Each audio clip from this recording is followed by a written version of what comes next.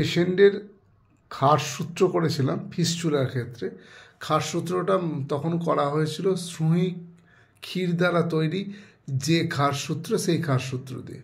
কিন্তু পেশেন্টের প্রচণ্ড ব্যথা হওয়া এবং পেশেন্ট ব্যথা সহ্য করতে না পারার জন্যে 7 দিন পরে সুঁই ক্ষীরের যে খারসূত্র সেটাকে চেঞ্জ করে আমরা গুগ্গুল দিয়ে তৈরি যে খারসূত্র, সেই খারসূত্র আমরা দিয়েছিলাম।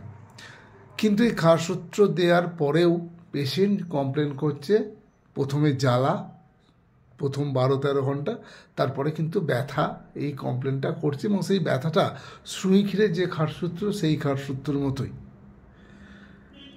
এই ব্যথাটা হওয়ার কারণ কি? কারণ অনেকেই জানেন যে গুগ্গুল খারসূত্র কিন্তু ইরিটেশন অনেক কম। তাহলে যখন সুঁই ক্ষীর খারসূত্র থেকে আমরা গুগ্গুল খারসূত্রে শিফট হলাম, এই ব্যথা বা এই জ্বালাটা কেন হচ্ছে?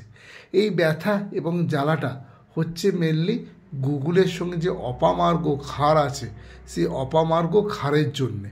এবং সুঁই ক্ষীর প্রথমে পেশেন্টের ফিস্চুলাটাকে দেওয়ার পরে সেই ট্র্যাকের মধ্যে যে স্কার বা র টিস্যুটা ওপেন হয়েছে, তার সঙ্গে সুঁই ক্ষীর লাগার জন্যে এই পেন এবং জ্বালা ভাবটা হচ্ছে।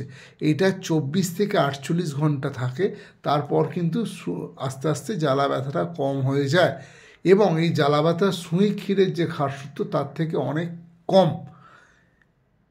সুতরাং যারা পেন সহ্য করতে পারেন না বা পেন সেন্সিটিভিটি খুব বেশি এবং যারা ডেলি ওয়ার্ক করেন, তারা যদি খারসূত্র করান, আমি তাদের ঘরে সাজেস্ট করবো আপনারা গুগ্গুল থ্রেড দিয়ে খারসূত্র করুন। তাতে জ্বালা ব্যথা অনেক কম, ডেলি লাইফ আপনারা মেনটেন করতে পারবেন। কিন্তু সেক্ষেত্রে পেশেন্টের কিন্তু থ্রেডের যে কাটিং, সেই কাটিং গুগ্গুল থ্রেডের ক্ষেত্রে অনেকটা কম হয়। তাহলেও কিন্তু তারা ডেলি লাইফটা মেনটেন করতে পারে, একটু সময় লাগলেও। এই যারা ওয়ার্কিং পারসন তাদের ক্ষেত্রে কিন্তু গুগ্গুল থ্রেড দিয়ে খারসূত্র করাটা অনেকটাই মনে হয় যুক্তিযুক্ত। নমস্কার।